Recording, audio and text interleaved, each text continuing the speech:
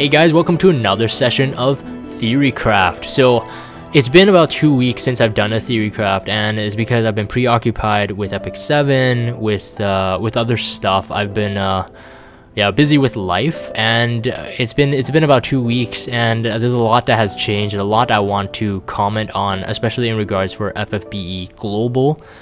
Now, first things first, I think I should say this for my viewers who were kind of interested in me because I played JP.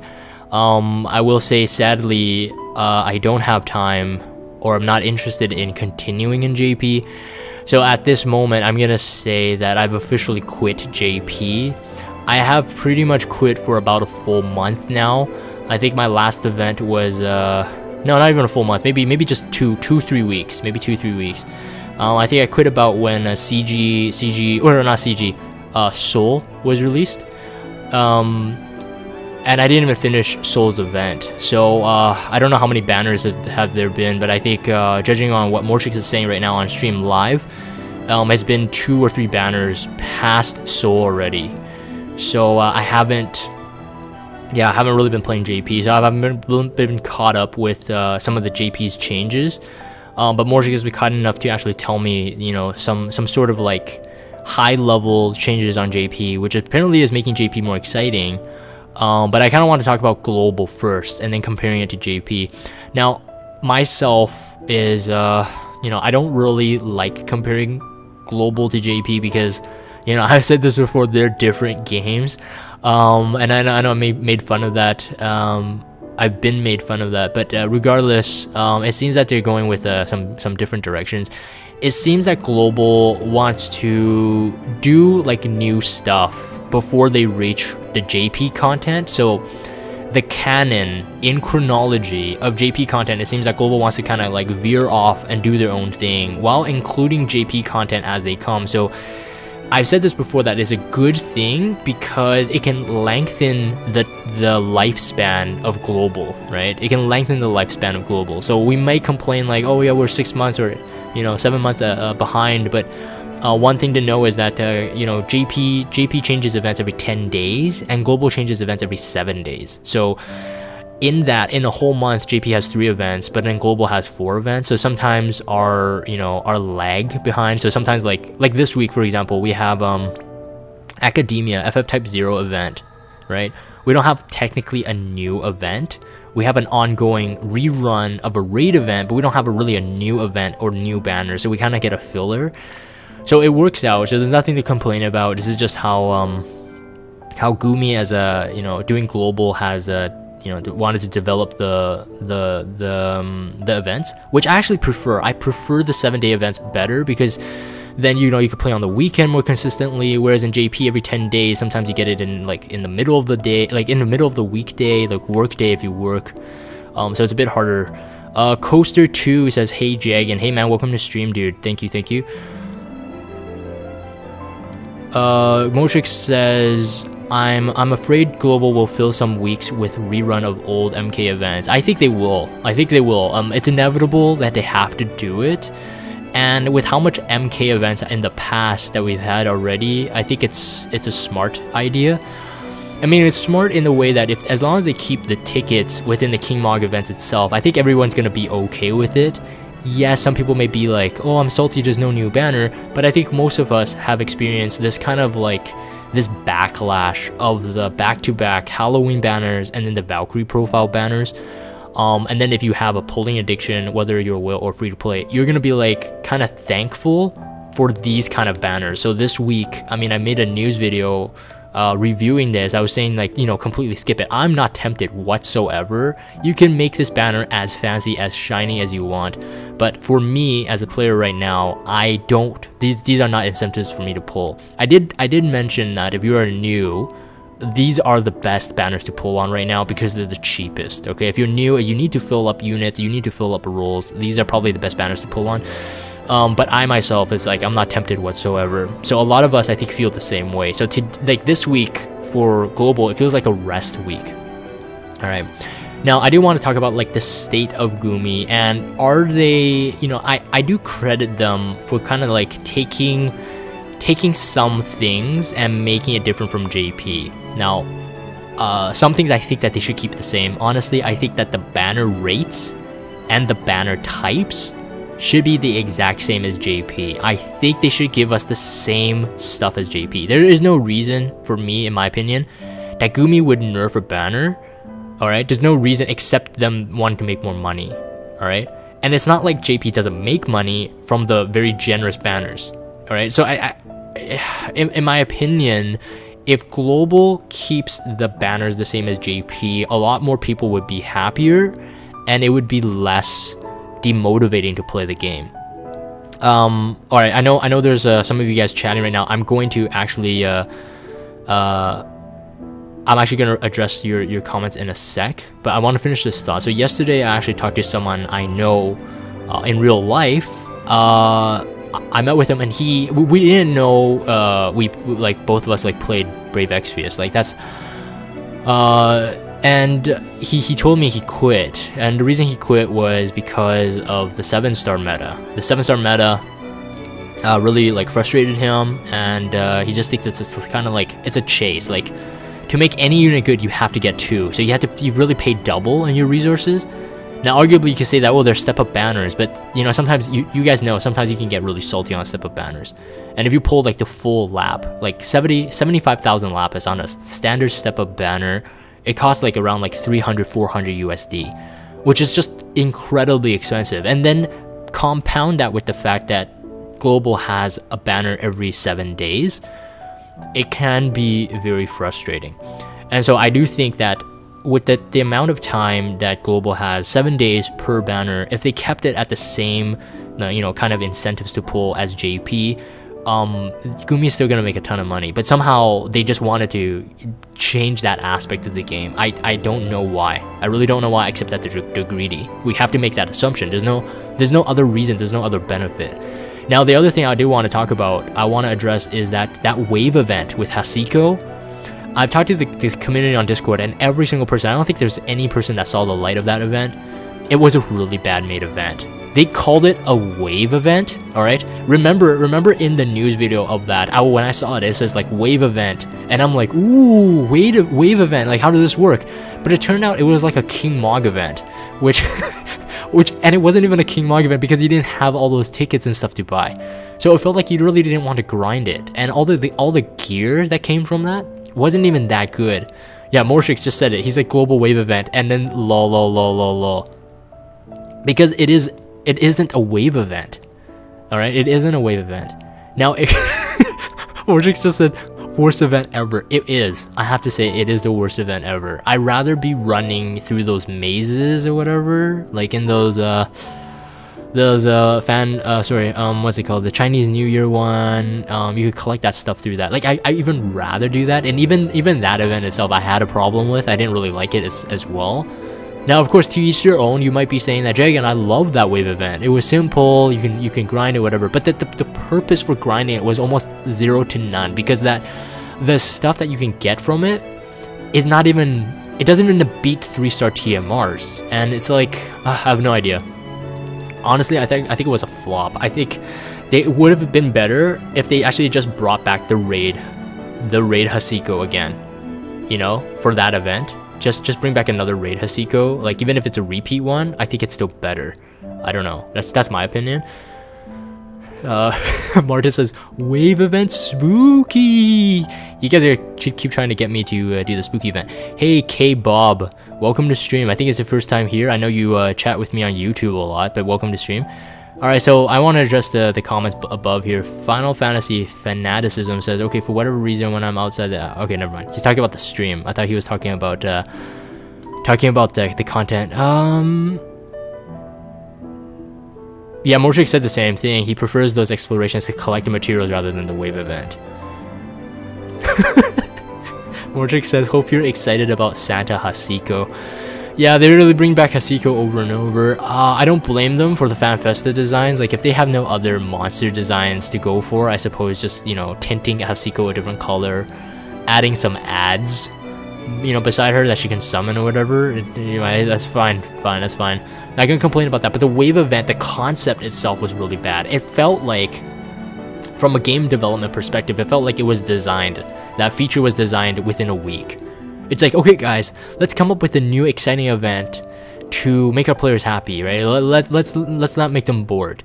And then someone in the room put up their hand and said, oh, I got an idea, let's do a wave event. Okay, all right Johnny, what does this wave event look like? You battle between 5 waves of enemies. Okay. And you get crafting material. We'll do it, all right? So it feels like that's what happened. Like, honestly, I think many of us who are not even game developers will be able to do it, like design it better. Now I'm gonna contrast something that Mortrix was saying. He says that on JP, I think it's about the time when I quit JP, they have a wave event. Now I saw some screenshots when I was kind of like, you know, browsing through my Discord and the JP channel. Some people were like posting it. I think their wave event are actual literal wave events, where from my screenshots, and Mortrix, you can confirm me if I'm wrong, or confirm if I'm right or wrong. You can set up 3 teams, and all 3 teams have to be different teams. That's the screenshot I saw. Now I don't know what it's like what are you fighting, etc. That might be my bad, but from what I see, it feels like it's a fully new design feature. Totally brand new. I don't know if it's event locked. I'm assuming the wave event is event locked as well, like it's gonna be like a wave. Alright, so he says you have 3 different teams to deal with 3 different fights, like 15-man arms trial. So like 15 10-man trial, but for 3 different fights. Okay. That's kind of interesting, and you have to beat all 3 of them, I suppose, to actually beat that, right? You can't just beat one and then just finish it. Yeah, so what Mortrix said here is basically what I was imagining for wave events. So about I think a month ago, Global on Facebook asked like everyone, like, oh, what do you guys want to see, like what new features? And I did post this on Discord. I wrote in that Facebook comment, and I had a design of either a tower event, okay, a tower event, but it was wave based. And I had like a lot of details in it, and obviously this wave event that Mortrix is saying right now,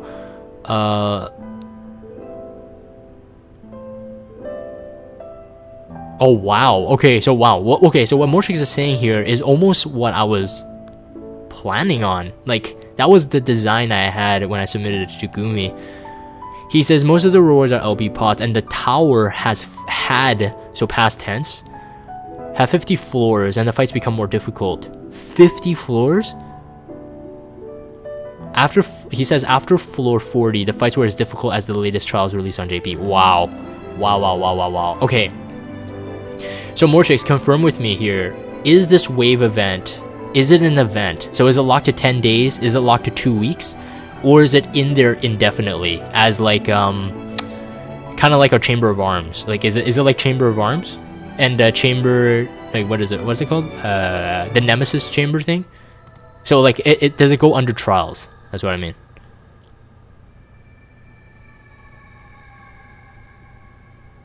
If wave event has more tickets and equipment, witchcrafting would be good. Yeah, Martin. If the wave event, the global's wave event, I'm gonna do a quote, like air quotes here. If the global's wave event had tickets and stuff, yeah, at least you would grind it. But like I said, it's just King Mog at that point. It's just King Mog. It's basically King Mog / raid event. All right, so you be grinding the King Mog aspect to craft raid event gear, pretty much.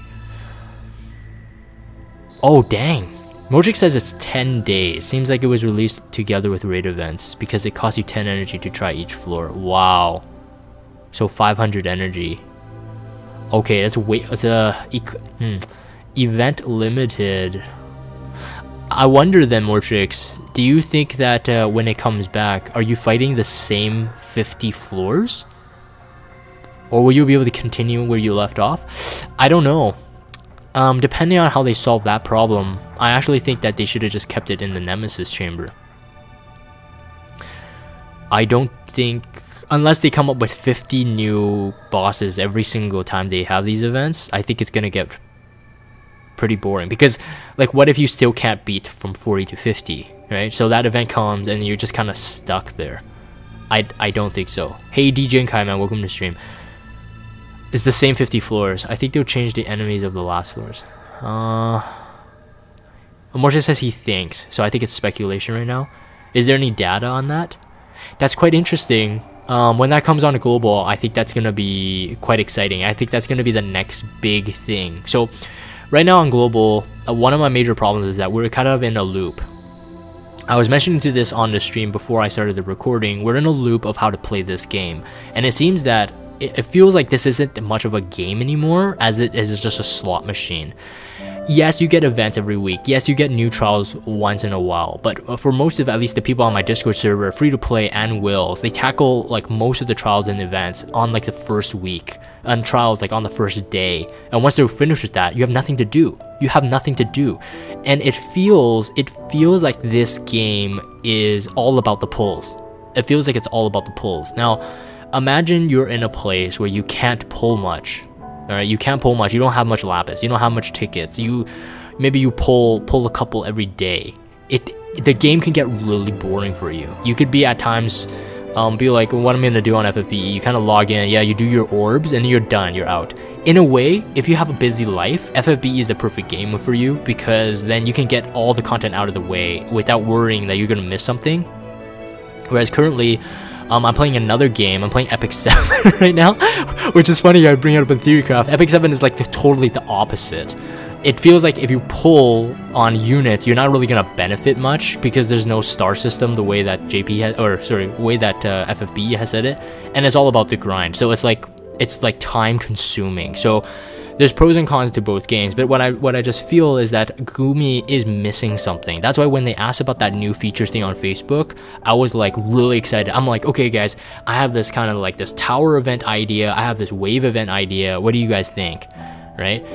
And obviously they must have heard some people think about a wave event even before JP released their wave event. They must have heard some people, because they created their quote-unquote wave event right after, but it was a fail. It was a flop. I'm gonna see here.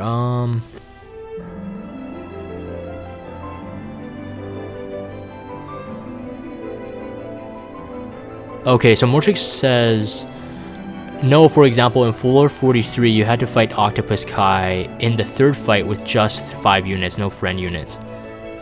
Oh yeah, there was a change on JP too that was really cool, is that when you actually go into a battle and you actually select a friend unit, so let's do this. When you actually select friend unit, you can actually now set like multiple friend units, correct? I think you could have like 5 slots. So like, let's say like bad finest here, finest with this ace, I can tab over to his other friends. So all the friends I have listed here will you actually be able to like tab over to see what other units they have set up, which is of course I think it's going to be a feature for the future. I don't think Gumi is going to implement that anytime soon, but that's super cool. It's super cool. Those are the things that JP, when they're innovating, they're really kind of, you know, they're ahead of the curve. Of course, we know that Gumi is behind in the timeline, so like Gumi doesn't really need to do that. But it feels like every time Gumi tries to do something like that, they're like not really invested in it. So it feels like they're really bad. Okay, like I would almost say that if Gumi didn't do any events, like they just kept to the exact event of JP, we probably wouldn't think that they're as bad. Do you know what I mean? Like it's almost like, I don't know. I want to come up with an example. I think this is something that would be really good with the example. It's almost like this. It's almost like you can say to someone, "Oh, I'm really good at playing basketball." All right, and then they can believe you, but then until you actually play it, and then you actually suck. I don't know if that's a good example. That's what I thought of. So basically what I'm saying is like Gumi could just stick, or Global could just stick to JP's timeline, JP's events exactly verbatim, and people would be fine for it. Because the reason why a lot of people want Gumi or want Global to be like JP is because they don't play JP. They don't read the language. They don't want to invest in JP because when they first started, maybe because of where they lived, Global was the first thing that came to them, right? Until they actually really dived into Global, started watching YouTube content, etc., and then realized, oh, JP, they have like, you know, they're way ahead. Maybe I'll try it out. But not a lot of people do that. The conversion rate from Global to JP isn't 1-for-1. For what we know right now, the numbers on how many people play Global is still more. Like for players like myself that play JP, and I started realizing that I wanted to invest all my time in global, because global gets the really cool exclusive units, and most of the time we get most of the stuff that JP gets. It's just that later, we just get it later, or we get a nerfed version of it, which I don't appreciate the nerfed version part, but that's what I thought. And a lot of people that I know that were like hyped for JP for a couple months when I was playing JP, they've kind of left JP now too. But to each their own. I really do think that JP, after you start playing it after a long time, you start realizing, well, JP is just like global. It's just that it's ahead, you know? So it's only when you're playing both that you compare and you feel JP is more exciting, because you're always seeing new stuff, whereas global, you're just like, come on. It's kind of like looking at the child that is like behind the big brother, and it's like, come on, you know, step up, you know, be quicker. I don't know if that's a good example either. Hold on, let me catch up on the chat here. Yeah, 5 friend units. Better way for trials, says Lord Infinity. And by the way, welcome to stream. And Rue711, hello there. Rue711 says there's also a harder version of Season 1. I think that's the grand mission you were talking about, right, Motrix? Harder season of Season 1, with all the missions a tiny bit harder. Rue711 says like Soul has like twice the stats and 3 times the damage. Oh, interesting, cool. That's inevitable. They had to do that. And I suppose that's part of the grand missions that Motrix was talking about. So Motrix was talking about grand missions where you do the story, but you get some rewards back. I think it might have to do with that. I'm not quite sure. Yeah, okay, so I kind of wanted to move on here. So another thing, yeah, so that's my kind of mini rant. Not really a rant, but it's saying that the state of global right now, okay, wait. Motrix says, no, the grand mission seems like a tutorial, and you get lapis and EX tickets as rewards. Oh, I see. They're just like tutorials? Oh, okay. But it's basically just more free stuff. JP has just more excuses to give the players free stuff, which is always good. It's always good. Oh, missions like start a chocobo exploration and equip a weapon? Okay, so it feels like they're going back to... So it feels like grand missions are just like the beginner's missions, though. But it's just a new way to phrase it. Interesting. Okay, yeah, I didn't want to... I think that's all I wanted to talk about in this. I think, you know, like, again, this is why like most of us still probably remember Felix Santoso. He was like the JP guy that everyone looked towards. He quit, and the reason for him to quit was just because of the 7-star meta as well. Now global, I think, is feeling the same thing. I've seen people drop off or lost interest in FFBE. Now a big chunk of my community, I would say, I don't know, like most of the active ones on Discord at least, they've kind of like left FFBE in the dust, and they've all converted to Epic 7 right now, which where I'm playing as well. And all of them are saying the same thing. It's just like FFBE is a cycle that's just not exciting anymore. Now, obviously, as a content creator, I still get excited for trials. I still get excited for pulling because I like the rainbows, man. I like me rainbows. It's a rainbow. It's just the game, man. Shut up. No, just kidding. Lord Infinity, yeah, Felix Santoso, yeah, he was in my Discord. Yeah, he left completely because he was so frustrated with the 7-star meta. Now, keep in mind that he got frustrated with the JP version of the 7-star meta. The problem was still persistent, that you needed at least two units to make that unit even usable. Which is why he just, like, he was so tired of it, and he just left. Now, I really don't think... Moshik says you love those deleters. Yeah. Okay, so anyways, yeah, so like I said, like, I'm still excited about the game because of the rainbows. Now, I feel that, you know, I kind of feel that the events are not that great, but at the same time, it's like, if I'm focused on another game, I do kind of appreciate global not being fully packed of events and stuff.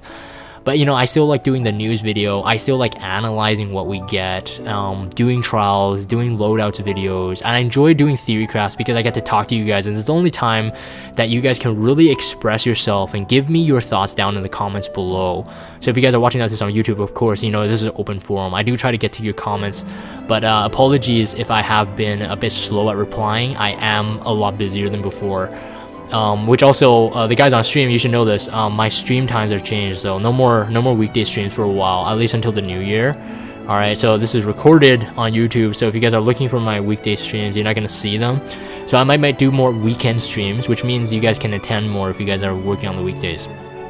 Anyways, I was gonna say that, yeah, I did want to share this because I thought it was pretty funny to share that some people were pretty salty at my Ellis Barris and barrel pulls, because I got Makina in that. And remember, if you guys are watching my videos, you guys would know this. I pulled a Makina in that one. I was like, no, I think a super long no, and people were like really pissed off that I wanted Ellis Barris and I got barrel instead, and they're like, well, we didn't even get barrel, man. So like, you shouldn't complain, man. You're such a whiner. And then these guys, they were like, I was mentioning this on another stream. I want to record it on YouTube because I thought it was hilarious. So I'm kind of reiterating the story here.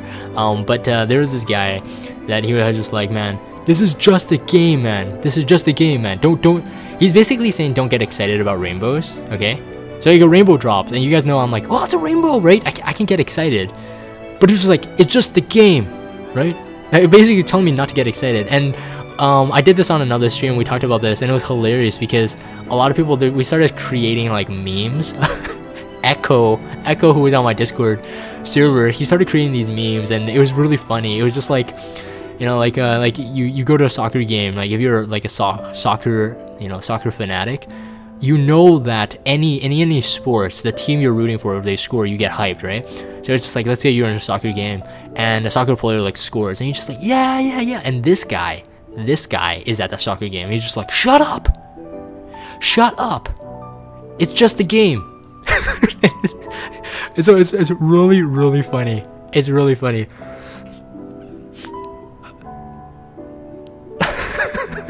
Martin says, you suck, Dragon, you don't even care.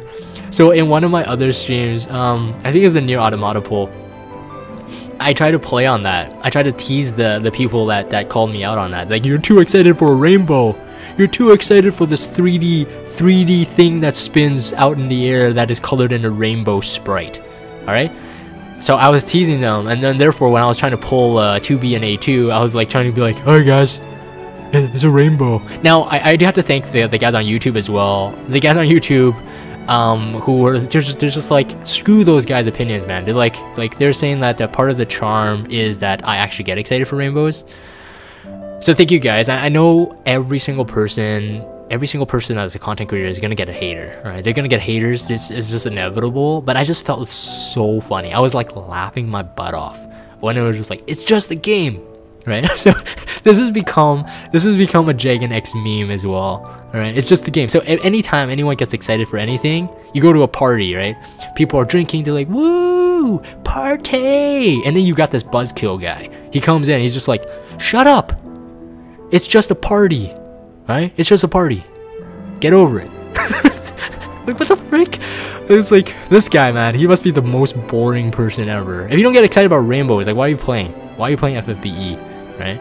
You gotta have some excitement. Now, I know that some people can be more introverted. If you pull a rainbow, you might be just like inside, just like, yes, right? But with the rarity of that stuff and how much time you have to do to grind the lapis, how much time you have to do to save the tickets, when you get a rainbow, it is something special, man. Yeah, Lord Infinity, man. Haters gonna hate, man. Haters gonna hate.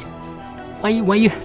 Someone posted that YouTube clip of that meme that why you have to be mad? It's just a game, right? I'm trying to do that accent. Hold on here, let me quickly get there. Mini Genki said it. He says, it's just a game. Why you have to be mad? Exactly. Let's see here. Mortrix says, and the guy that told you it's just a game, I think his name is... Yeah. YouTube. Morchix said the name. Morchix said the name. Morchix, that's exactly who I was talking about. But again, just like the person who bashed me about the Ravenheart thing, I'm not gonna mention the names. I still respect the guy. That guy on YouTube, and the Morchix, the guy you were talking about, that guy on YouTube has come to my defense before. He has come to my defense before. So I think that day he's just super salty. I think that day he just couldn't stand my screaming at rainbows.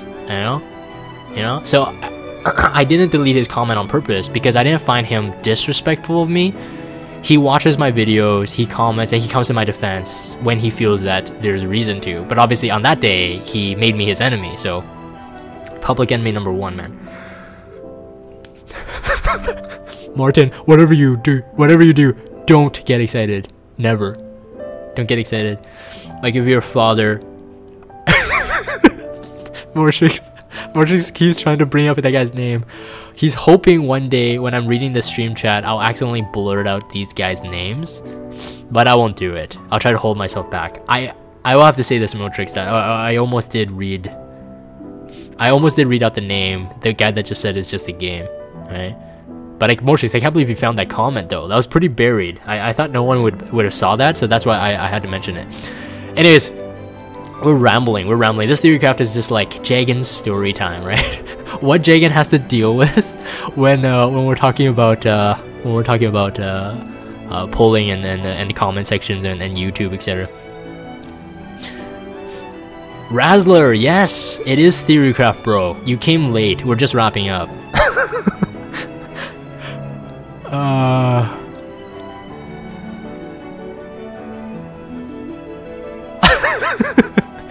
Morchix says, I wanted to kill a few brain cells, so I read all the comments for that video. Yeah, I was surprised because Morchix usually doesn't read comments at all. He says reading comments on YouTube is just like reading Reddit, which can get very toxic. But I would have to say most of my YouTube comments, and you guys on YouTube, I love you guys, alright? Like, there's so many of you guys, like Selena Lag, T Phoenix, like I can name all of you guys, alright? Vegeta X, like you guys all get shoutouts because you guys are always commenting. I know you guys like almost like a personal level, so it's not like everybody comments and I'm just like, oh yeah, you're just a next viewer. I really know you guys. I know what you guys pull. I know how you guys play. I know how you guys comment. Alright? I know what you guys love about me, so I really appreciate it. I have to say that again. I know I usually save the thank yous for like a milestone thing, like a hit 4,000 subs or something, but I have to thank you guys anyway. I'm gonna move on really quick. I do want to finish this off. I don't want this Theorycraft to go on forever, and plus we're kind of going off topic. It's just really fun to talk to you guys about this stuff.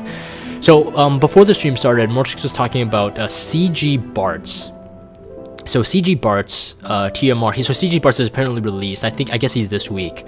His TMR is an accessory. Okay, accessory: 40 attack, 2 LB per turn, plus 50% equipment attack when true dual wielding or dual wielding. So it's true dual wield, 50%.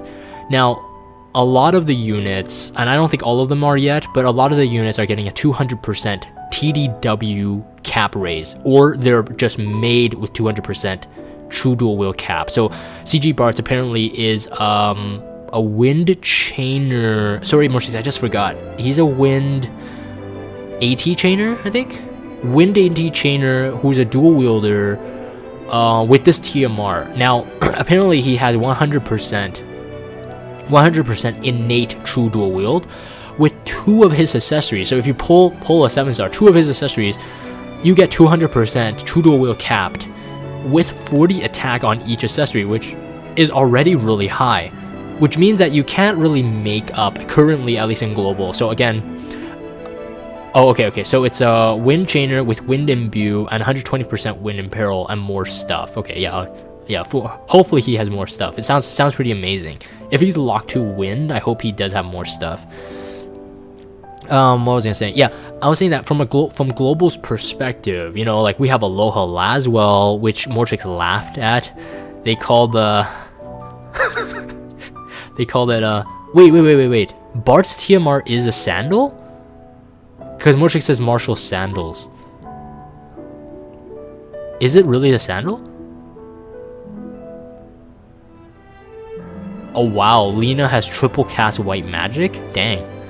Right, these JP banners, they're getting out of okay, so this is another reason. Like, I am impressed with all the stuff JP comes out with, but there's another reason why I had to quit, because the power creep just, it was endless. It was way too fast. Oh wow, it's literally a sandal. So it is Marshall's sandals.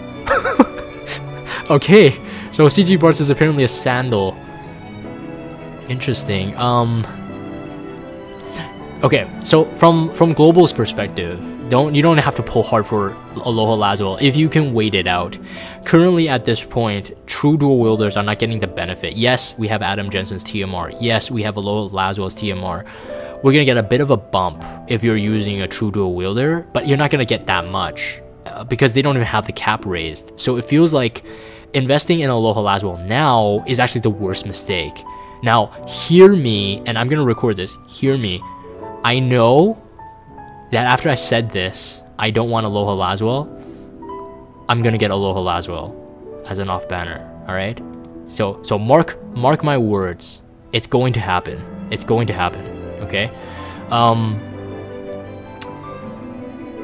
I was gonna say, from a global perspective, I think the smartest way would be to actually wait it out. If you can wait it out, don't invest into getting Aloha Laswell's TMR, but just wait, because by the time the CG Bar's TMR comes out, true dual wielders actually get their spotlight in that sense. So I feel like it's almost like you would kind of not, you wouldn't want Aloha Laswell's TMR at this point, unless you just want to push that number right now. But that's only if you have like enough resources to do it. But I would highly recommend avoiding it. Martin says Aloha Laswell hype. He says it's coming, boys. Yeah, it's gonna come. I swear. Every unit I said I don't want will come, and they come quick. They come quick, like within the next banner pull. I swear it's gonna happen. Mortrix says, I would say every single single physical damage unit released after Axstar is better than Hio. Ouch. I'm hoping Hio gets enhancements though. I really hope that his enhancements will save him, because I think Hio still has an awesome sprite. Alright. So I'm hoping. After Axstar is where everyone realized every banner will be good. Not counting Soul. Wait, Soul? Isn't Soul really good though?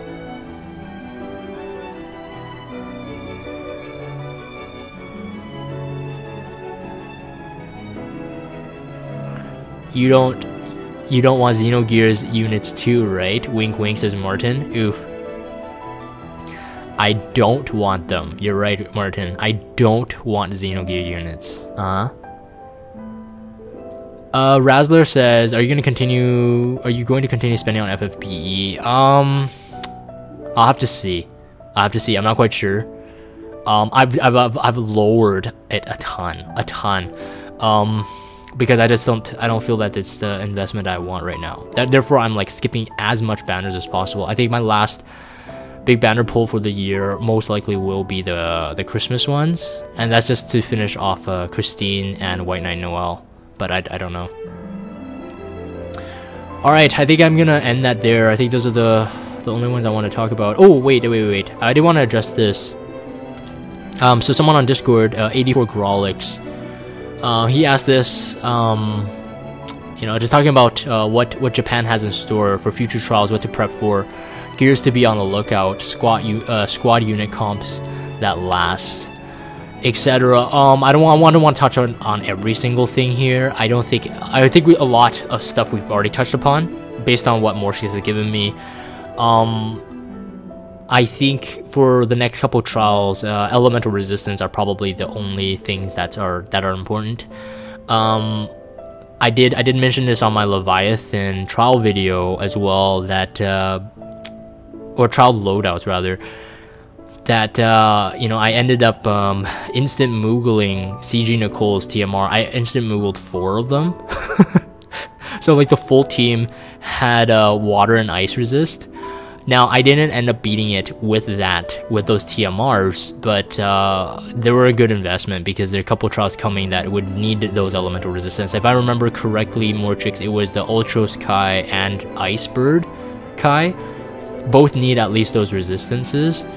So I'm not I'm not 100% sure, but it feels like that's not an investment that's wasted. I think that is going to be something that every person should be farming for, should be pulling for, should be trying to obtain, is as much elemental resistance as possible. Also keep in mind that any unit that has like a 100% elemental buff, or even a 70% or higher, are going to be really good. They're going to be really good. Let's see, what is like for example, like Citra for light elemental, Folka for water elemental, etc., like stuff like that. Make sure you keep an eye on for those units. I would say Folka is worth the pull as well. Just in general, as a unit herself, she's actually worth the pull. Yeah.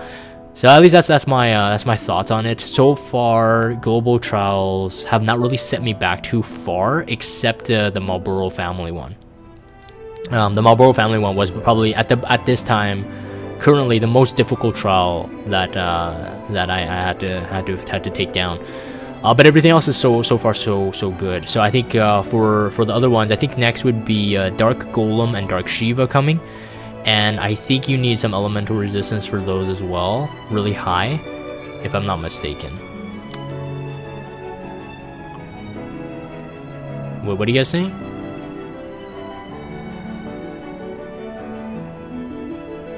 Lord Infinity says the only pulls on JP trials are too hard, and Martin says the same thing too. He's just gonna play JP for the pulls, not for actually playing. That's hilarious. Razla Hio says, have they really set 4-star Espers on JP? No, they haven't yet. They haven't yet. They're still on 3-star meta. I think Bahamut, either he's there already or he's coming soon. I think that's probably going to be the next toughest Esper. I mean, Ashira apparently was pretty tough. That's a new Esper. That's only up to 2-star, I believe. And she's apparently really tough. So I think they're already having a lot of difficulty. Anyways, I think we end that there for this session of Theorycraft. That's 40 minutes long. It's about the same amount of time that I actually wanted to do this in. So thank you guys for coming, those of you guys on stream for coming and also contributing to this Theorycraft. For those of you watching on YouTube, let me know what you guys think in the comments below. The things, you know, the high level stuff is like Gumi and FFBE Global. What's your take? What's your feeling? The vibe toward the game, you know? Don't just tell me you're salty about it, but are you guys feeling the same thing I'm feeling, where it's kind of like, it feels kind of flatlining, you know? Like, the banners come out, you're not really hyped about it. Like, even the Nier Automata banner, I know like a ton of people were hyped about it being a possibility, but when it actually came, I felt that there was no hype. But it could just be me, and I could be, you know, living under a rock, so I'm not quite sure, but it felt like it wasn't as hyped. And also because arguably the banner was kind of nerfed compared to JP, because JP you can get a guaranteed like select off 15,000 lapis every time, I think, or 25,000 lapis, I'm not quite sure. But anyways, it seems that a lot of people did get some lucky pulls though this time on Nier Automata, so it's not as bad as, let's say, the Halloween triple banner. But yeah, anyways, let me know what you guys think about that. And then of course, you know, on JP, all those changes, those wave events, I'm very excited that there's a potential that Global will have that kind of wave event. So yeah, so anyways, leave your comments down below. I will, even if I don't respond, I'll always read your comments, guys. I'll always read it. That's where I get all these funny memes from, okay? Anyways, I'm gonna end that here.